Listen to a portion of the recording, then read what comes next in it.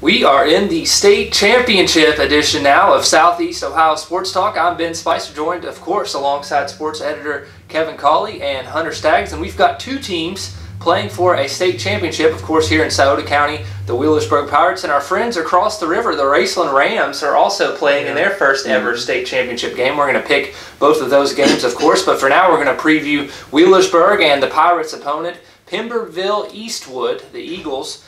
And taking a look at them, their head coach is Craig Rutherford. This is also their first state championship appearance in school history. School is located in Pemberville, up near Toledo in the northern Ohio area. Yes. They've played in only one possession game all season. That was a 38-31 win over Genoa area in Week 9. They've allowed 10-plus points only twice this season. Looking at that regular season schedule, it's been pretty much dominant all throughout the year, much like Wheelersburg, a lot of running clock games. Yeah. The difference is they've really dominated opponents in the playoffs as well. Of course, Wheelersburg has too, but two shutouts for them in the playoffs, Pemberville Eastwood, when you look at their playoff schedule and how they got here. I did get a chance to talk with Mark Monroe of the Blade up in Toledo, a guy that covers these Pemberville Eastwood Eagles, so let's see what he has to say about this matchup. We've kind of highlighted some of the players and things like that for Eastwood, but can you just talk a little bit about, because I know you've seen them in person, some guys that we should watch out for the Eagles? Well, it really starts with their offensive line, and they've been just paving the way for this sophomore running back that's really burst onto the scene up here. His name is Jaden Rayford. He's just a sophomore, 6'2", 190, but he's a force. He's a dynamic runner, and he can shifty, quick, but also can run over you. But really, he's been getting some pretty big holes to run through this line that's just full of seniors. Their whole line, except I think the center and the tight end are all seniors. So they've been really. That's what this team is on offense, run-oriented for sure. And I know the defensive line has had a lot of success as well. There's several guys that have over 10 sacks on the season. What are they able to do to create pressure? Yeah, that's the other strength of this team, I think. There's a lot of two-way players in there, but there's a couple All-Ohio first-teamers in there. The Antonio Salinas is their big defensive end that can create problems from the edge. And then Dalton Andrews inside, he's 6'3", 247. And he's at the nose guard there, so he'll get a push up the middle. And then their linebacker, Tyler Schmeltz is his name, another senior who's an All-Ohio kid. And I guess the biggest question mark in this game will be to see how the secondary performs against this Wheelersburg team that seems to be able to air it out and run it. And I know looking at the offense for Eastwood, it seems like they're an option attack, but when they do throw it, from what I've seen on film and in the stats as well, they're able to pass the ball. I mean, Wheelersburg's played several teams that run the option, and when they try to throw, it's been ugly, but it looks, by the looks of things, Eastwood's able to throw the ball. Is that an accurate assumption? Yeah, the quarterback's name, his name is Jack Pickerel, and he hasn't been called upon to throw too much. They like to establish the run, but then once they do that, they can hit you. Last week, they threw the ball exactly one time. I think they ran 59 plays and 58 running plays. South Range just could not stop the run, so they didn't have to throw. But I have seen them. They were behind in, I think, essentially one game this year against their rival up here. And Pickerel was called upon to throw a couple times. He's completed 23 of 49 for 503, and he's got a good arm. And at the other end, he does have a couple of good receivers that can make plays. But first and foremost, they like to stick to the run and just surprise you with the occasional pass, really. When you look at the schedule, I mean, they've pretty much dominated everyone. Do you think that those fact that they haven't played in as many one-possession games is a concern? I mean, Wheelersburg hasn't either, but do you think that could be an issue maybe? And are there really any weaknesses to this team? It's a good point that you make. They haven't had too many close games up until the game at Genoa. I think that was week 9, basically for the league title up here, and they were behind. I want to say 10 or so points and had to rally in the fourth quarter with a late interception. But other than that, they shut out a couple opponents in in the postseason, and I think last week's score was 21-7, but that was a little bit, I think, misleading because they got out to a quick 14-0 lead and just consumed the clock. And the South Range had a late touchdown to make it 21-7. But your question was their weakness, I guess. And you're asking if that because they haven't been tested too much, whether that could be a concern. I would say yes. I mean, I think they have confidence that they can come back, or come back from adversity. But I think being that Wheelersburg was tested last week may play into their hands a little bit. That they came back and won that game there. And correct me if I'm wrong, but this is the first time Eastwood has ever played for a state championship. Is that right? That's correct. It's quite a story up here. This is a first-year coach. His name's Craig Rutherford, and he just took over for his father, who he played for, Jerry Rutherford, who is kind of a legend up here. I think he coached for 35-some years, and never had led the team even to a regional title. So they've had postseason experience. Nothing like Wheelersburg has had, but yes, this is as far as they've gone. This would be for their first state title. They have had some success in other sports, some track titles. Baseball team, I think, made it to the regional final last year. Some of those kids are on this football team. So, but yeah, no, this would be their first title.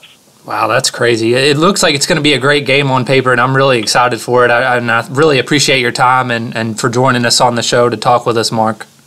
Sure. If you guys or your listeners there want to take a look at my preview, and our columnist did a nice little feature on the coach and the father and son thing, ToledoBlade.com. If you want to go there just to check out kind of our preview, and that would be appreciated. Hey, Mark, thank you so much for joining us. We really appreciate your time, and best of luck to you guys up there in the championship game. Well, when you look at Eastwood's roster, there's several players that really stand out. Of course, their quarterback, you always have to mention the quarterback, Jake Pickerel, 23 of 49, 503 yards, 8 touchdowns, 2 interceptions so far this season. Once again, it's going to be a primarily run-dominant team that Wheelersburg's facing. But when you look at Pickerel's stats, I mean, he's 8 touchdowns, 2 interceptions. That's pretty solid when he does throw the football, so maybe something to watch out for. The man on offense, though, is Jaden Rayford, 322 rushes, 2,107 yards, and 34 touchdowns on the season. Once again, an option team that Wheelersburg will be facing. So the fullback, Ian Downer, plays a pretty solid role in the offense as well. 90 rushes, 728 yards, 10 touchdowns, and 78.4 yards a game. Defensively, Eastwood obviously is very good as well. We mentioned those shutouts so far in the playoffs. Looking at Tyler Haas, he's presence at defensive back. You don't normally see corners that'll come up and hit you. This kid will, and he's got 6 interceptions as well. It could be locking up, trying to lock up. Bryson Keeney kind of part of yeah. I guess we could say trying to lock up Tanner Holden because nobody's done that all year. But, and then on the defensive line, you've got 2 really good defensive ends, and Zach Henline and Antonio Salinas. Henline has 86 tackles, 15 of those for a loss, and 14.5 sacks. Salinas has 87 total tackles, 22 for a loss, and 11 sacks. And then, of course, you got the linebacker Tyler Schmeltz cleaning things up with a team-high 108 tackles. And Kevin, I've highlighted some keys to the game that I'm going to kind of mention, and then you guys can chime in with some of yours as well. I think Wheelersburg, it's obvious, they're playing a run-dominant team. They're going to stop the run. They've been tested all throughout the playoffs. It seems like the last 3 or 4 weeks against these option-type teams. So far, they've stood up and rose to the challenge. When you look at last week against Madison, I mean, the Mohawks virtually did nothing unless they were given a short field. So Wheelersburg's strengths, the run defense. If they want to win a state championship, they're going to have to continue to have the run defense as the strengths of their team. And then we just mentioned it, the field position battle. The offense kind of struggled a little bit at the start with the long fields. And I think even if they do struggle early on in this game, they need to at least try and pick up some first downs to win that field position battle and give that primarily run-oriented team a longer field to work with. I think that's a major key in this game, especially early. Absolutely. And then, of course, limiting the big plays and creating some of your own. We've seen Eastwood have several long runs, although they're a option run team, they do create some big plays with that type of offense. So I think Wheelersburg needs to try and limit those big plays as much as possible, and then create some of their own on offense, or maybe even defense and special teams as well. What do you guys think? My big point, and you have amazing points, Ben, but the one point that I would mention is the speed factor. Madison last week, a defensive line was outstanding. Many Wheelersburg fans are even admitting this is the best line they've seen all year. While I don't think they don't think maybe Pemberville Eastwood's line is as good as Madison's, the stats right there they show with two players having a combined 25.5 sacks will tell you maybe otherwise. So the key for Wheelersburg, to me, one of them anyway, is going to be how to establish not only the passing game but the run game by getting good leverage on the line and limiting outside edge rushes. It's going to be hard to find a line like Madison's where there's guys that are 6'2", 6'3", 235 pounds or more that can run and get downhill fast like Madison's defense was. But based on the stats, you've got another team that's very, very quick and very, very good at getting leverage. So you've got to make sure that you get good leverage. You protect the outside, because Madison got some great pass rushes on Trent Salyers. He started out 5 for 6 throwing through the air, and after that was only 1 of 7 to complete the first half.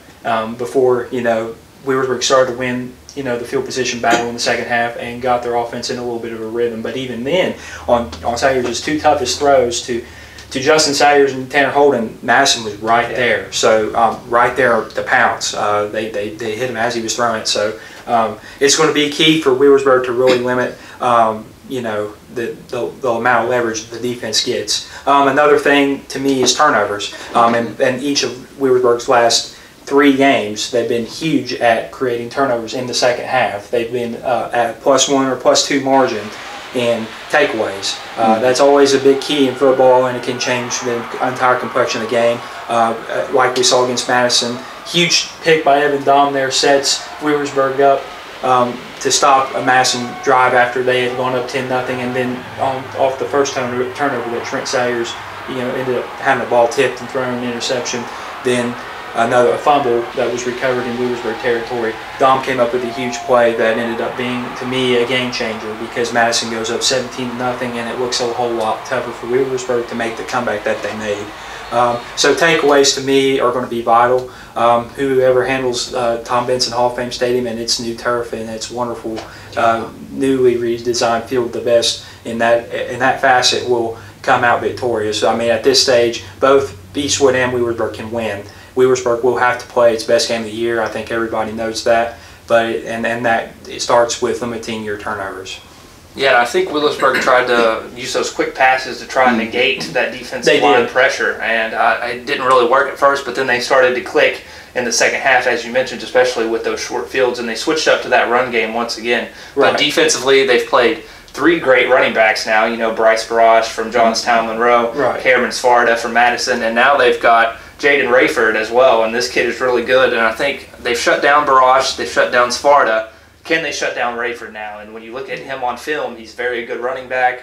In that option attack, you never know who it's going to come from. It might be the fullback, it might be the running back, and that helps those running backs out in that type of offense. So I'm interested to see what comes about of that, especially if they can try and shut down Rayford in that game. Right. That reminds me of another point. Also, the special teams play has been huge for Wheelersburg all year long. They have not allowed any big returns. The most I've seen an opponent go out is to the 40, and that was on the opening kickoff this past weekend against Madison. With the amount of speed that Pemberville Eastwood has, Jonathan Eaton's special teams unit is going to have to continue to play lights out on both sides of the football. They made several big special teams plays, especially when Madison dropped a pair of punts and ended up giving Wheelersburg that short position, changing the game, and then taking advantage of it offensively by taking some shots down the field, which Wheelersburg likes to do. So continuing to play disciplined and in a standout manner on the special teams side of the football will be huge. Right, absolutely. And then let's take a look at some of the stats for the Pirates. Maybe some of the viewers might not be familiar with Wheelersburg. Of course, our typical viewers are, but for those of you who might not be, Trent Salyers, the quarterback, really the guy that makes the offense go. Impressive. 193 for 296 this year, 3,301 passing yards, 479 rushing yards, and 44 total touchdowns. Tanner Holden, as we mentioned, he's the Mr. Ohio Offensive Player of the Year in Division 5. So looking at his stats, 80 receptions, 1,488 yards, 20 touchdowns, and 4 interceptions as well on defense. And then, Kevin, you said he was the only one that's not a senior to make that list? Yeah, he was nominated by the Southeast District as its Mr. Football, Ohio Mr. Football pick. He was the only person in the entire state, to be nominated that was not a senior on that list. That's an incredible accomplishment. That's a big accomplishment. Yeah. Hats off to Tanner Holden. Yeah, he really deserves it too. He did. He put up a fight this year. Yeah. He had a great season. Cole Lowry, of course, little running back and wide receiver action as well. 58 receptions, 851 yards, 39 rushes for 194 yards, and 6 total touchdowns. Also gets the job done on defense. Had that game-sealing interception against Madison. Dominic Reyes at running back, 108 rushes, 651 yards, and 8 touchdowns. Missing 4 games as those stats. And defensively, for the Pirates, Sander Carmichael at middle linebacker, 91 tackles, 3 interceptions. Also plays a little offense, 27 rushes, 130 yards, 7 rush touchdowns, and he had that game-winning go-ahead touchdown at a Wildcat in the running back position against Madison. He's been huge time after time this year. The Columbus Academy game, he was incredible. The 4 touchdowns offensively, and he had the huge 42-yard touchdown pass to Evan Horsley that really changed the complexion of that game from the fake punt or gadget play that they used to also win. Punts for the Pirates as well. Nick Parsley, 87 tackles, 6 sacks. Evan Dahm, 78 tackles, 2 sacks, and 2 interceptions. Avery Donini, 61 tackles, a sack, forced fumble, fumble recovery, interception, punt block, receiving touchdowns. Makai Matthews, 53 tackles, 4 deflections, 4 interceptions, and an interception return touchdown. Matthews also plays some offense as well. And then we can't go without mentioning all these guys: Evan Horsley, Chase Stidham, Bryson Keeney, Justin Salyers, Josh Henderson, Alex George, C.J. Hall, Chris Bailey, and Jeremy Cooper. Hey, there's more than that, but we don't have the time to mention the entire roster. Everyone on this team finds some way to play a part and get the job done for the Pirates. Well, that's for sure. Now it's time to make our picks. And first off, we're going to start with our friends over in Kentucky, the Raceland Rams. They're playing Beechwood for their first ever state title. You've got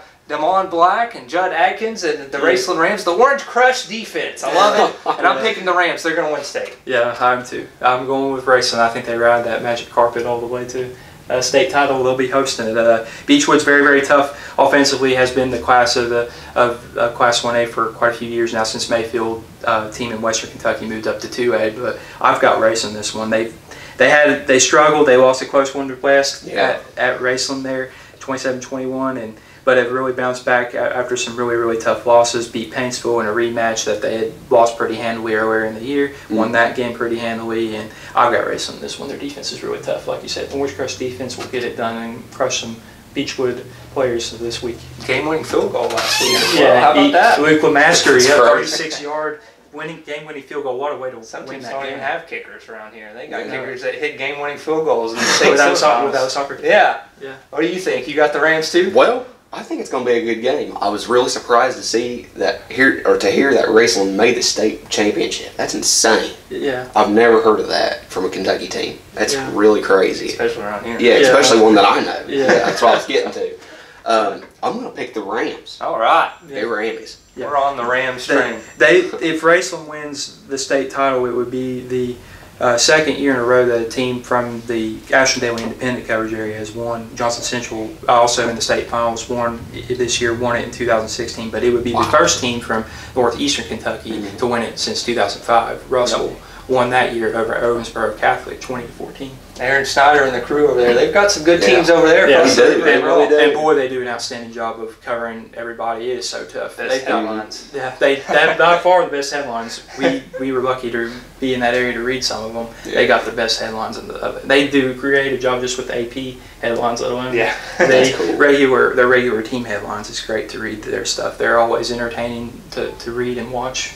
Cover games. And I think just as much over here in Scioto County, the teams in Greenup County and the people in Greenup County are rallying around the Rams. Even Boyd County, entire northeastern Kentucky, they want to see Raceland win the state championship. I mean, I went to Greenup, I didn't graduate from there. You went to Russell. We both want to see the Rams win, without a doubt. And I think that's how it is over here in Scioto County as well. when you look at Wheelersburg taking on Eastwood, of course, a team from Northern Ohio. The Pirates' first state championship possibly since 1989. It's been a little while. We weren't alive then. So these kids know how important it is to the community and the area, and I think everyone's really rallied around them. And I can't wait to see the turnout up there at Tom Benson Hall of Fame Stadium. It's going to be awesome. I've got the Pirates. I've got the Pirates too. They always find a way to stand up to the challenge when a task needs to be met. They've done it all year long, no matter who the opponent has been, and I don't think that's any different this week. They'll find a way to stop the run. They'll find a way to limit Jake Pickerel in the passing game when they go aerial. And while Eastwood is said to have a better pass defense, I think the Pirates continue to get it done. I think I've got them by a touchdown. It's going to be a crazy game. As long as I've been alive, I've never heard of a Scioto County team go to the state championship. Right. And of course, this year it's the first year ever being in Canton. It's usually at the Horseshoe, which is awesome. I really wanted it to be there, but it's in Canton. I think the Pirates are going to get it done. I love that a Scioto County team made it this far. I wish it would have been us, but it wasn't, sadly. But I'm going to pick the Pirates. Right. All right. I think it's interesting too. Wheelersburg is the first team in 15 years to play in the state title game. West was the last one in 2002. Yeah. Bryson Williams was the quarterback for West in 2002 when they made the state title run and lost to Matty Bach in Canton. Matty ended up playing at Cincinnati. Wow. He coaches for Berg now, so that's just an interesting thought there that he can impart wisdom into the guys that he's been there. Yeah. He's on the staff. He's been there. He's been there. He's done that. Yeah. He knows what it's about. Yeah. And I think that's really nice that you mentioned that, because I think that's good. Yeah. And a lot of credit goes to Rob Woodward, obviously, but his assistant coaches have done an outstanding job as well. Yeah, he said he can do it without his assistants. He's mentioned that several times. He's very humble about it.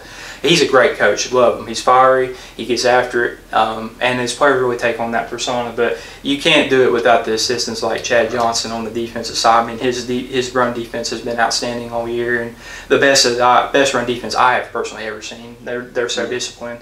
Jonathan Eaton, special teams, always throw some tricks at you, and they've made several big plays especially against Jackson this year. That really changed the complexion of that game, kept the perfect season for Berg alive. And there's so many guys you could go down, Tilly and Bryson Williams that get to know the guys and are really good at coaching their positions. Tom Caskey does an excellent job with the offense as the offensive coordinator and has built a prolific offense that knows when to take shots down the field and more often than not executes those shots in a very fine manner. So hats off to all those assistant coaches that really work behind the scenes and really grind and put in the hours, and don't really get the recognition maybe that they deserve. Those guys really deserve a lot of credit too for getting Wheelersburg this far. In my eyes, the head coach, he's a builder around his assistants, because it just doesn't take him. Right. There's all these people around him that have to help make it work. That's You got the special teams coach, you got the defensive coach, you got the offensive coach, and you got like the D-backs. You got all those guys. They like normally the head coach, he goes and he'll go off with the quarterbacks or whatever, but it takes the defensive coach to build the D line to be where they're at, so they can get through the offensive line to sack a quarterback, or the O line coach. They have to go and teach the offensive line to build a good stable wall to protect the quarterback and all that. So I think any good football team has great assistant coaches, and the Wheelersburg Pirates definitely do. And I think that's a big factor in their success this season and their success to come, and maybe in their state championship victory. And thank you guys so much for checking out this edition of Southeast Ohio Sports Talk. For Hunter Staggs and Kevin Colley, I'm Ben Spicer. We'll be back next week. Stay tuned.